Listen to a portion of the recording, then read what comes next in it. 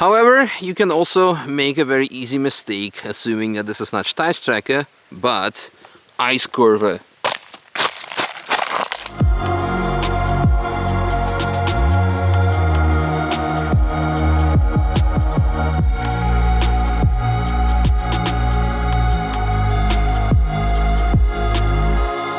Nürburgring trash bags, and their contents be like broken car parts, broken dreams. To find out more about the crash car parts, check out the previous video we did on the track walk. But for now, good morning comrades, welcome back to the channel, welcome on to the Nürburgring Nordschleife, where we're doing a yearly track walk series. And today we'll be covering the corners starting from Mutkurve towards Steilstrecke, the Karussell, the world's most famous corner probably, and probably up until the whole act. Well, when by the time we gonna get there, the video will be finished. So we covered already everything so far, so check out the previous video in case you missed them. But now, today, the approach to Mutkurve, which translates as the corner of courage, because it's a blind corner. With a well set up car, you can go even 180 plus-ish kilometers per hour through it. And how do you get there? How can you take it in a safe possible way, the most possible safe way? So, approaching from close to Tal, you have here this left curbstone, and with very high-speed, high-powered cars such as GT2 RS, AMG 1 even to an extent, you have to brake already at this curbstone towards the rumble strip or the curbstone on the right. And when we move over to here, you can actually see that this section is pretty much a straight line at a certain point for a short period of time, which gives you a good positioning, good reference point to settle yourself straight next to it, close to the rumble strip over there, and then at the end of it you can turn in to the left side. Also here by the end of the rumble strip you can see the white dot, which is being used by the driving schools as a reference point. But seeing such a small dot while driving, well, 150, 160, 180 depending on the type of car, in comparison to the big end of the curbstone as a reference point, is more challenging. So end of the curb, turn in to the left curb and keep the steering input in the same direction that you can run very wide towards the right barrier. Quick part guessing game. Red springs, so it's like what, Eibach probably.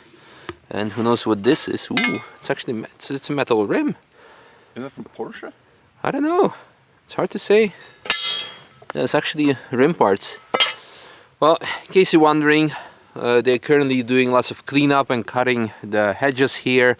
So these crashed parts will be picked up by the security team later. Anyway, from this curb to the outside as mentioned.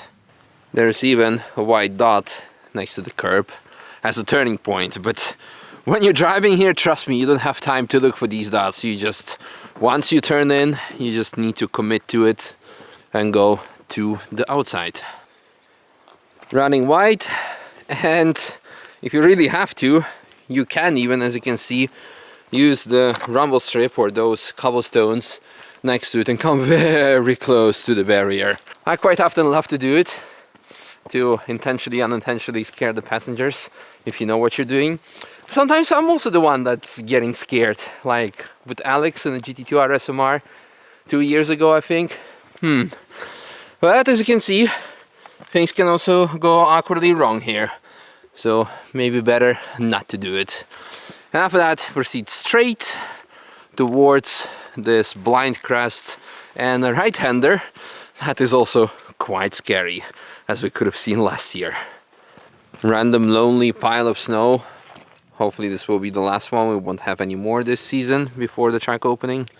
After Mutkurve, you'll be arriving at the Marshal Post 137 to proceed to turn into this right curbstone. Two things I want to mention. This is, well, last year was a very scary corner because I had a very big moment together with Alex in the GT2 RS MR.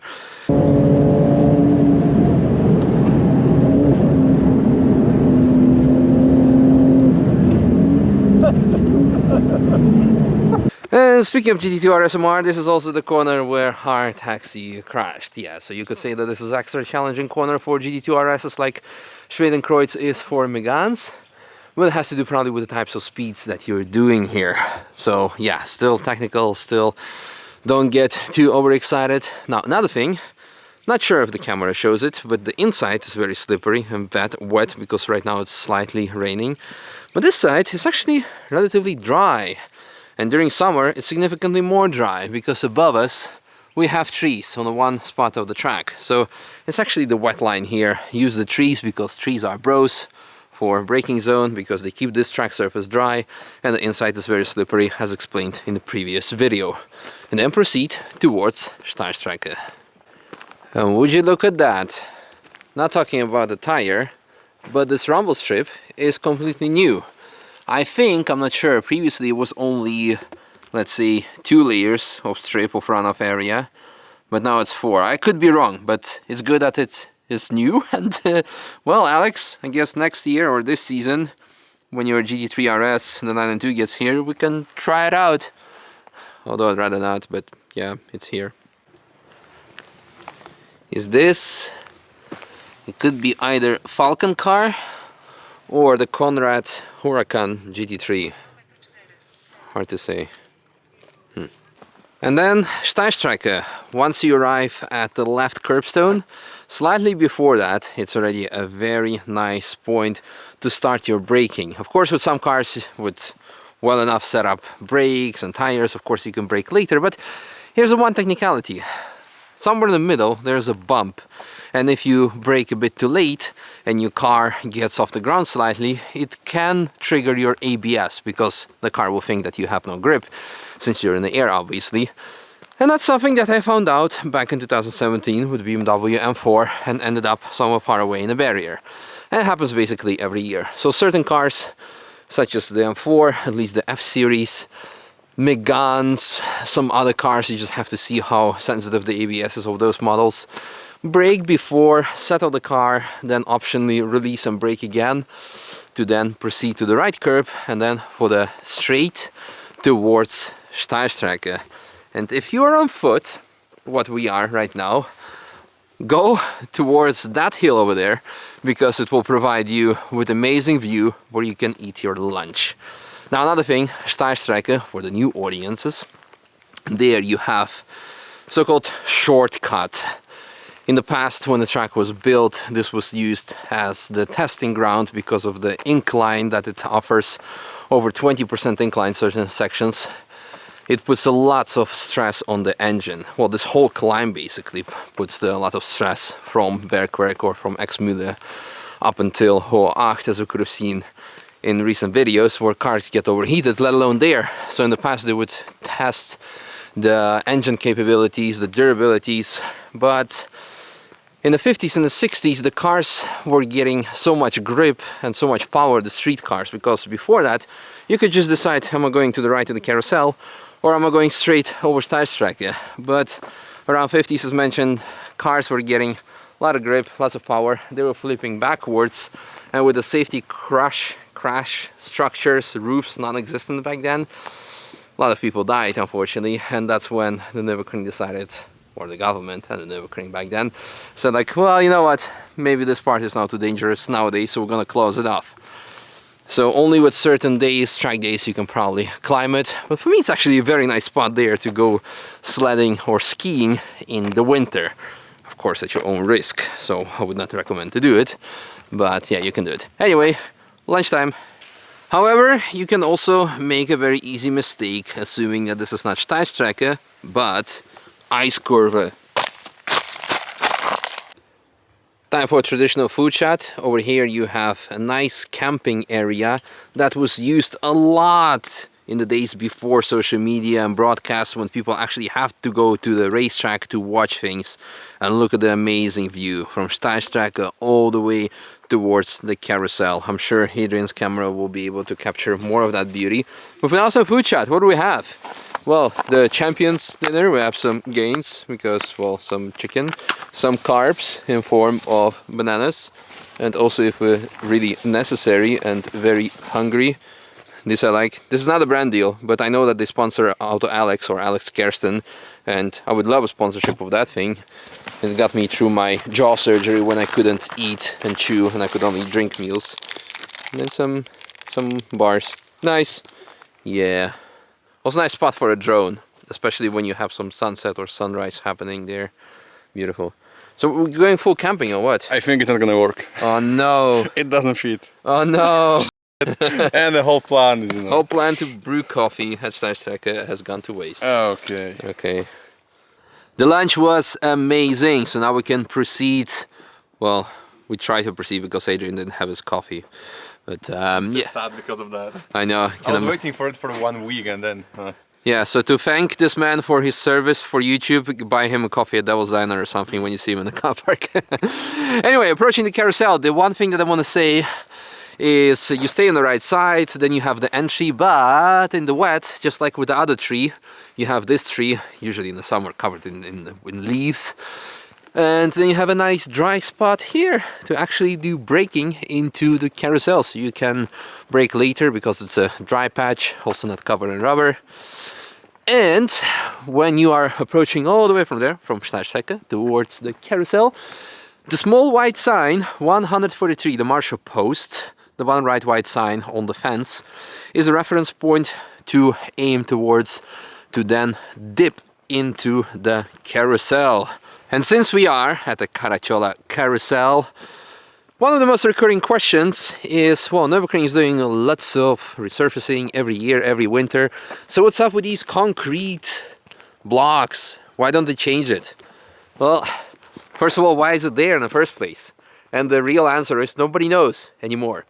Apparently, probably they put them there for the drainage of the water, and in the past everyone was driving on top of the carousel. They, by the way, were not placed immediately at the track's construction in 1927, but somewhere in the 30s.